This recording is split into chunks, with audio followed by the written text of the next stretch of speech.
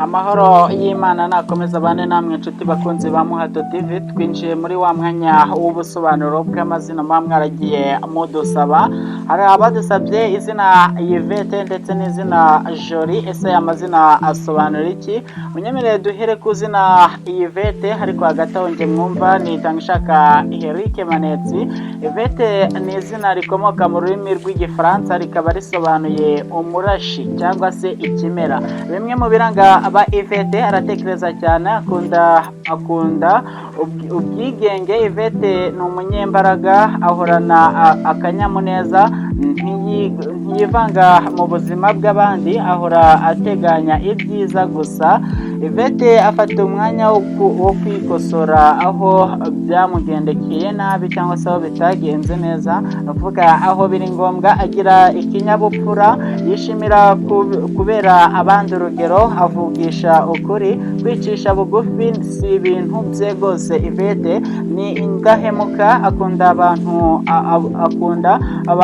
abona basobanutse gusa. Ashobora kuba umwirasi cyane kubo ahorana nabo. Yvette yiha agaciro cyane, ntakunze kwiratana ibyo afite, yifuza kuba ari we mfura iwabo kugira ngo ayobore abavandimwe be. Kuba yavuka ari ikinege ni ibintu bimushimisha cyane, biba ari ibindi kuri we, bituma arushaho kumva ko isi yose ari iye. Ntakunda ko hari abantu benshi bamwegera. Mu rukundo arirekura cyane. Yvette akunda umukunzi utishyira hasi cyane. Mu mirimo yo Yvette akunda, yifuza gukora harimo imideri, imitako, kwigisha, kwagira abantu, gukina filime, itangazamakuru ndetse n'itumanaho mu bijyanye na politike byose.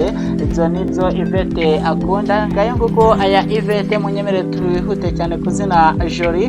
Iri ni izina rihabwa abana b'abakobwa, rikaba rikomoka mu rurimi rw'icyongereza. Jolie ukunze gusanga ari beza ba Jolie, kuko naryo ubwaryo risobanuye ubwiza. Bimwe mu biranga aba Jolie, akenshi bakunze kurangwa n'urugwiro, ibyishimo, intego, kandi bakunze kwifatira imyanzuro.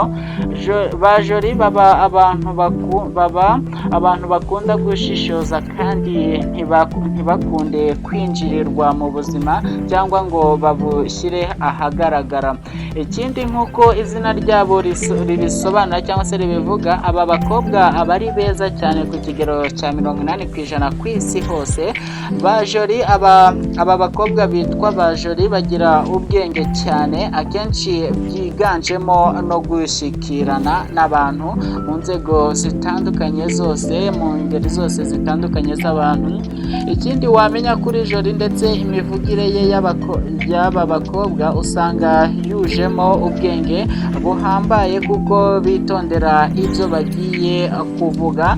Ngayo nguko nayo mazina twabateguriye. Reka mbashimire cyane mwese mwanteze yombi. Ushobora kujya kuri Muhato TV ukajya muri comment rwose ukandika izina wifuza ko twazagusobanurira, nawe tukazarizana mu makuru y'ubutaha.